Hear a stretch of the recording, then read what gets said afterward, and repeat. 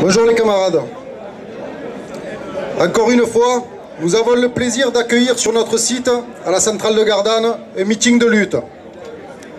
Je souhaite donc la bienvenue à tous les camarades et toutes les organisations de la CGT présentes aujourd'hui.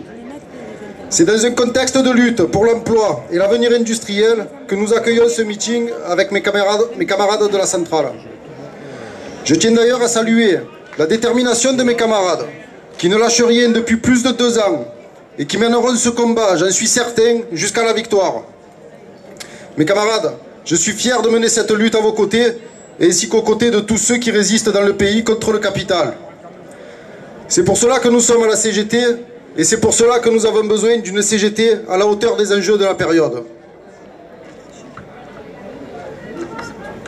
Ça tient, ça ? Bon, laisse tomber.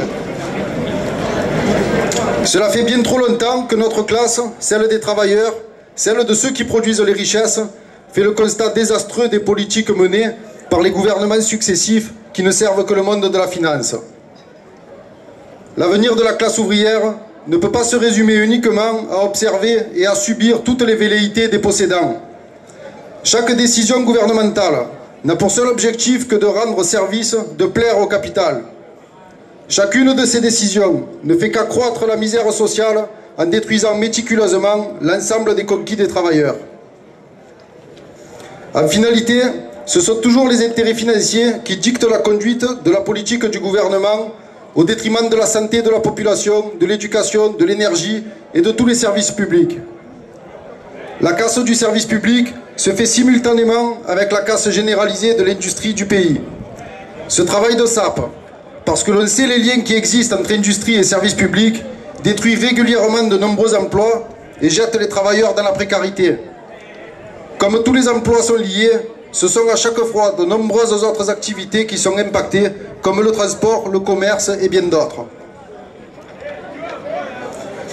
Avec cette logique capitaliste, les travailleurs assistent régulièrement à la destruction d'un modèle de société à la faveur des possédants qui organisent cela. À la centrale de Gardanne, pour ce qui concerne l'énergie, nous assistons à un modèle de petit arrangement entre amis. Alors que Macron avait annoncé la fermeture des centrales charbon en France, nous avons vu arriver le groupe PH, détenu par le milliardaire tchèque Kretinsky, pour acheter Uniper, l'ancien actionnaire. Nous avons déjà trouvé suspect qu'un groupe vienne racheter une entreprise qui était annoncée en fermeture par le gouvernement. Mais les preuves de leurs arrangements sont arrivées en cascade.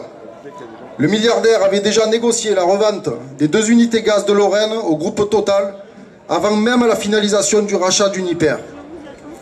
L'État a validé cette transaction sur des activités stratégiques alors que l'issue tendrait nécessairement vers un plan de licenciement.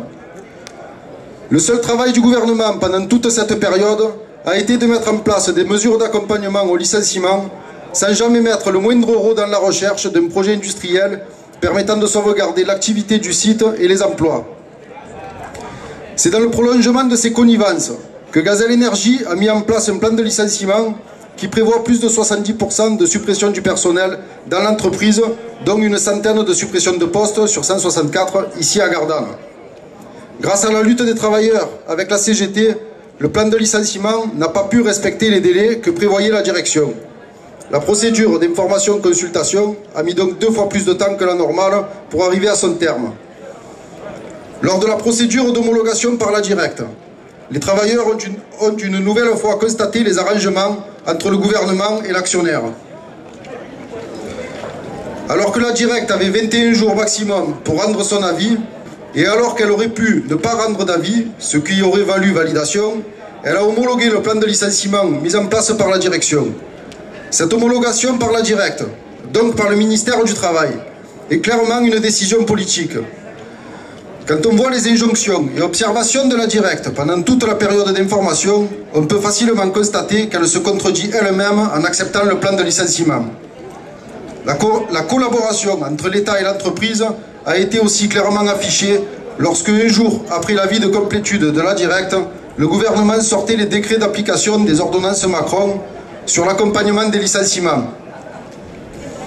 Dans la continuité de notre lutte, nous avons entamé une démarche au tribunal administratif de Cergy-Pontoise pour demander la suspension et l'annulation du plan de licenciement. À cette occasion, les travailleurs s'organisent pour faire le déplacement et se rassembler devant le tribunal le jour de l'audience, jeudi 27 mai, à partir de 13h30. En lien avec notre fédération Minénergie CGT, l'appel au rassemblement est élargi à tous les syndicats de l'énergie de région parisienne. Heureusement, les travailleurs de la centrale de Gardanne, avec la CGT, ne sont pas résignés à subir ces licenciements. Au contraire, nous sommes déterminés à faire tout ce qui est et sera nécessaire afin d'arracher des projets industriels qui garantiront un avenir pour le site et pour nos emplois. Pour cela, nous travaillons depuis plusieurs années à l'élaboration d'un projet industriel. Comme d'habitude, c'est par la lutte que nous sommes allés chercher les financements nécessaires à nos études.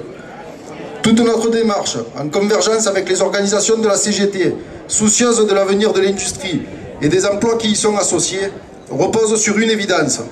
Le maintien et le développement des emplois ne peuvent passer que par le développement d'un projet industriel. Par ce constat, et avec le souci permanent d'obtenir un avenir à la centrale de Gardanne, pour l'ensemble des travailleurs, sous-traitants et statutaires, la CGT a proposé et fait valider par les travailleurs la création de l'association des travailleurs de la centrale de Gardanne. Cette association vient préfigurer à la création d'une SCIC, Société coopérative d'intérêt collectif. Cette démarche nous permet concrètement de porter les projets que nous avons définis et nous permettra de les réaliser avec ou sans Gazelle Énergie. La centrale de Gardanne appartient aux travailleurs et si l'État, avec la collaboration de Gazelle Énergie, souhaite à tout prix supprimer les emplois et casser notre rapport de force, nous pouvons réaffirmer que l'avenir des travailleurs se déroulera à la centrale de Gardanne. La centrale de Gardanne vivra avec nous. D'autant plus que les projets que nous portons répondent à plusieurs problématiques en termes de réponse aux besoins des populations et des entreprises. D'abord par la continuité de la production d'électricité nécessaire à l'équilibre du réseau et à la participation à éviter les délestages et effacements voulus par le gouvernement. Mais aussi par la diversification de la production d'énergie sur notre site, tout en apportant la solution durable quant au traitement des déchets en prenant en compte l'ensemble des aspects sociaux et environnementaux. La première étude de faisabilité est maintenant terminée sur une partie de notre projet. Et fiers du travail accompli par les camarades, nous pouvons maintenant aller arracher sa réalisation. Cette première partie du projet concerne la production de méthane et d'hydrogène par pyrogazéification à partir de bois déchets. Une présentation a déjà été faite aux travailleurs de la centrale lors de l'assemblée de mardi dernier, afin que chacun soit au même niveau d'information et que chacun puisse porter ce projet partout autour de soi. La prochaine étape consiste maintenant à réaliser concrètement ce projet et encore une fois, c'est par la lutte que nous y parviendrons. Une seconde étude de faisabilité est déjà en cours sur la partie de notre projet qui concerne la cogénération avec la création de chaleur et d'électricité. Cette étude est prévue d'être terminée en septembre et là encore, nous partagerons avec les travailleurs le résultat et irons chercher tous ensemble sa réalisation. Toutes ces études ne seraient pas possibles sans la solidarité de toute la CGT. Et je tiens à remercier l'ensemble des camarades qui participent à créer les conditions pour que les financements de nos études soient possibles. Quoi qu'il en soit, notre victoire dépend principalement de notre détermination et du rapport de force que nous mettrons en place pour aller l'arracher. Ce rapport de force implique évidemment les travailleurs de la centrale de Gardanne. Mais notre vraie force est notre capacité à créer les convergences autour de revendications cohérentes avec l'ensemble des secteurs parce que tous les travailleurs sont liés. Ces convergences, cette solidarité de notre classe existe déjà. Nous en faisons une nouvelle fois la démonstration aujourd'hui. Et c'est bien grâce à cela que notre lutte sera victorieuse. Nous avons besoin d'une CGT forte et fidèle à ses valeurs de classe pour qu'elle soit à la hauteur des enjeux de la période. C'est tout le sens de la démarche entreprise avec l'ensemble des organisations CGT présentes aujourd'hui. Les travailleurs ne sauraient tolérer la moindre compromission ou la moindre trahison de classe. C'est pourquoi nous réaffirmons en permanence que l'intérêt des travailleurs sera toujours prioritaire. Les projets d'avenir se construisent à partir de nos besoins et pour y répondre. Ils ne sauraient être remis en cause par ceux qui se couchent devant la capitale. La responsabilité de toutes les organisations de la CGT est d'organiser la riposte globale à partir de nos intérêts communs à tous. C'est dans ce sens que des échanges ont eu lieu toute la journée.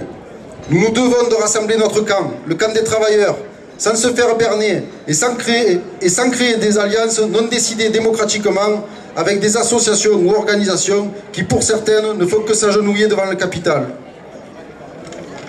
C'est ce que nous faisons ici. Et à la centrale de Gardanne, nous ne sommes pas seuls.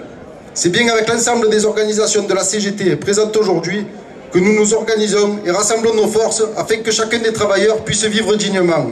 La CGT, notre CGT, elle sera ce qu'on en fera les camarades. Ceux qui vivent sont ceux qui luttent.